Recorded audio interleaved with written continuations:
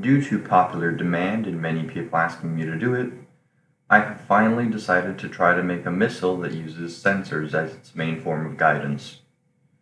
In the background footage, you can see the testbed launcher for it and the missile itself being dropped on targets that are 2 by 2 by 2 meters.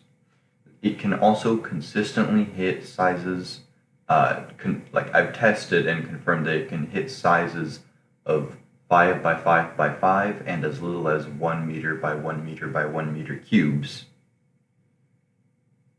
Now, my design does look a little bit weird, but that's because of a couple of new design things that I don't think I've ever seen someone else attempt in Trailmakers for sensor-guided missiles. So, what my design tried to do is it tried to resolve a couple of main issues. The first issue, which every sensor has, is range. There's nothing that I could do about that issue specifically other than move on. So skipping over that one. The next issue, and by far the biggest one that has potential to be fixed using engineering, is simply just sensor coverage. A big problem is at the edge of the range of the sensors, the coverage of the sensors over the area, as in the volume that they can scan and see if there's a target there, is really, really small. So naturally, just like in real life, the solution is to develop advanced search patterns. That's pretty much what I did. So, time for MS Paint, everyone's favorite time of the day. So let's conceptualize the field of view as a circle. Smaller circle, lower field of view. Think of it as the perspective from the quote-unquote sensors on the nose of the missile. The red will represent the amount of area that the sensors can scan every single second. And the distance from the center point is how many degrees away they are scanning. Seems pretty simple. This is the visualization that we will be using. Blue will represent the target area, if I need to represent the target area. So most missiles, they generally only have 2 or 4 points that are in a fixed position, and then that's all they use. As you could see, there are some pretty massive issues. The first of which is because the gaps in between the sensors are so big, it's very easy to slip through. In fact, in most missiles, most of the times that they fail to maintain a lock comes down to 2 issues. One, the target is moving fast enough to go past the sensors without the sensors being able to react efficiently enough. And 2, the sensors have gaps in their coverage which allow the target to slip through without being detected. So we have response time and we have lack of sensor coverage. The first step in my design was getting it to spin.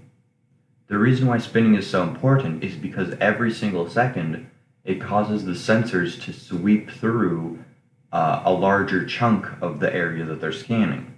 This significantly reduces the chance of a target slipping through the gaps in between the sensor points. That's a really big improvement and one that I haven't seen many people using, and it's pretty simple to implement. The second one is more interesting and will also take a little bit more to explain. Most missiles have the field of view of where their sensors are positioned at a fixed point. So they could have it at 10 degrees, which is really long and narrow, so that would give them more range, but also means on larger targets, they struggle to stay in the center of it, and they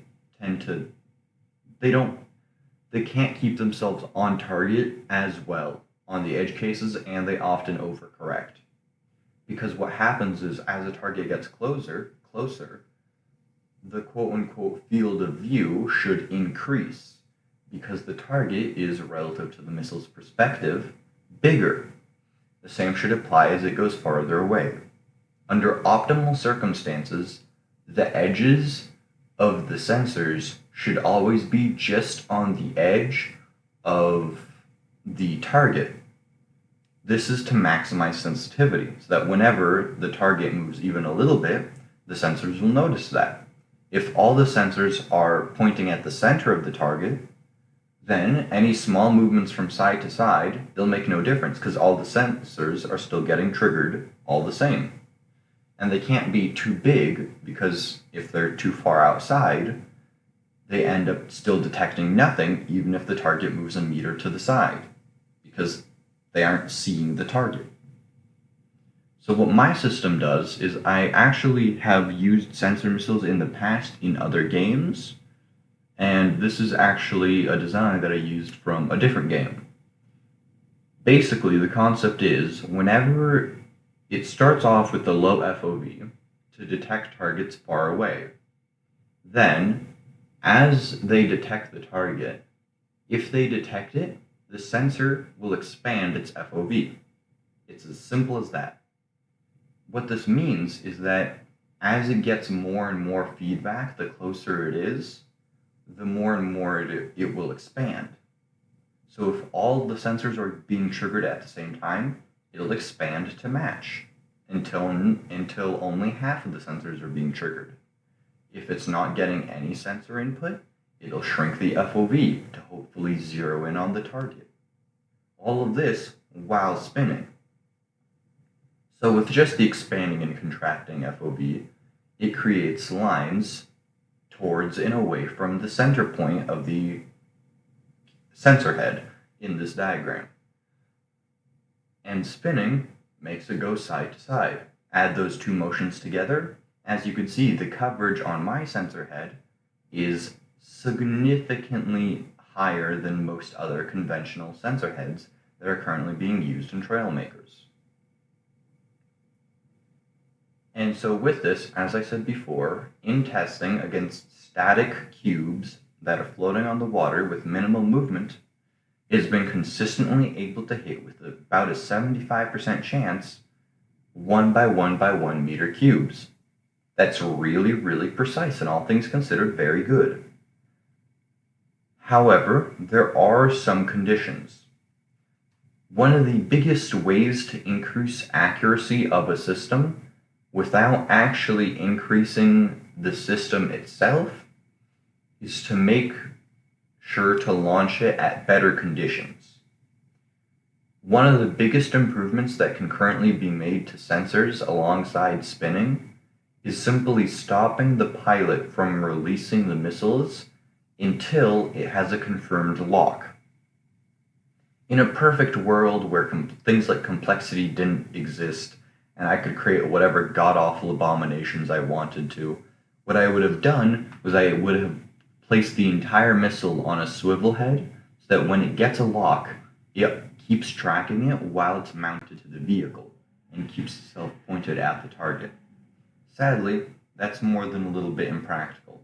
So instead what I have is one sensor pointing directly in the direction of the missile. What this does is when it detects a target, it only then allows it to drop the missile. This does mean that it sometimes will stop you from dropping the missile when you're swaying too much or have a low probability to hit. It also stops it from launching if the target is too far away, meaning you don't have to eyeball the distances. It purposefully launches it when it thinks it has a good chance. I set this entire system to toggle, so in a similar vein to the F-117 Nighthawk, the system only drops the weaponry, only drops the payload when it knows that the timing is perfect and everything just synced up. Obviously, this has downsides. You can't launch a missile whenever, but also it drastically increases accuracy, or at least in the way that I'm measuring accuracy. Whenever doing any form of engineering, it is very important to know the limits of the units that you are using. In this case, I am shooting static targets, using a system that only allows me to fire once it knows I have a lock. If you include all the times that I click the button as opposed to the times hit, this system drastically decreases the accuracy. Because I click the button a bunch, but it doesn't launch all the time. And that's fine. Because for me, in this specific scenario, the way that I'm measuring accuracy, this helps. Just know that if you use a different metric for accuracy, this will not be as accurate. And also, even with all these improvements, it still only has about a 75% chance to hit a 1 by 1 by 1 meter target. And more than that, it really struggles with odd shapes. Specifically, shapes like helicopter blades, which are constantly flickering in and out of the sensors. This confuses them heavily and can make it very hard to get a track, which is, again, another limitation of my current metric of accuracy. Because I'm not measuring moving targets, I'm not measuring targets with a weird shape, I'm measuring against perfect cubes. In the same sense, it also struggles with things that are very long and thin. Not to say that it can't track them, in fact it still tracks them decently well, but like the helicopter blades, there's a degree of confusion in the missile that can't be dealt with. Now, if I were to improve the system, the first thing that I would do was, because this was mostly to test the sensor head itself, I currently just have it set to drop. If I were to make this a proper weapon, I would give it a proper thruster system so that it was able to track onto the target itself and keep going after the target if it was moving. In this case, it can't.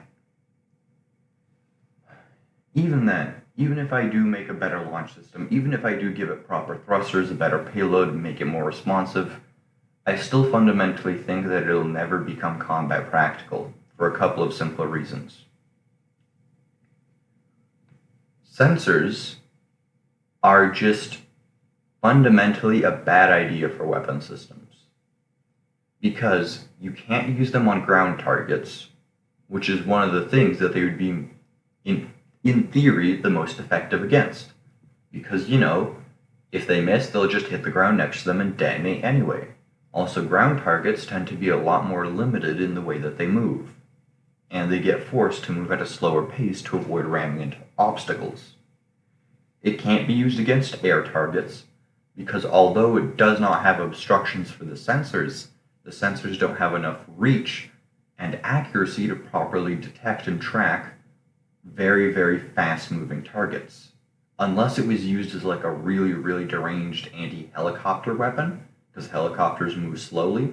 But even then, as I said, with fast-moving, like rapidly oscillating objects, such as helicopter blades, it struggles to track. This leaves the one last potential option, which is water. No, I'm not including space as an option. That's a whole other nightmare. That's for later. Naval applications are actually, it's reasonably effective. There's no obstacles because the water isn't registered as a target. Technically, large warships move pretty slowly, and it does have the accuracy to generally track them pretty well. All things considered, it's not that bad, and getting within 50 meters of a target on water, if you're in something like a helicopter, like how I have this drop system to be, generally, it's pretty plausible. Until you realize the fact that torpedoes exist, and they do the same exact job, the same exact way, using very similar technology, much more efficiently and consistently. So, here's my analysis of current sensor missiles and Trailmakers, and my current progress on them. I probably won't be improving it much more, but if you want to have a copy, I'll make sure to leave it in the description. Keep in mind the improvements that I said you might want to consider making to the system, but I personally am done with developing sensor missiles because, as I've said, fundamentally speaking, they just have too many issues. They do have a very specialized purpose for very special cases, but personally, that's just not for me. Goodbye.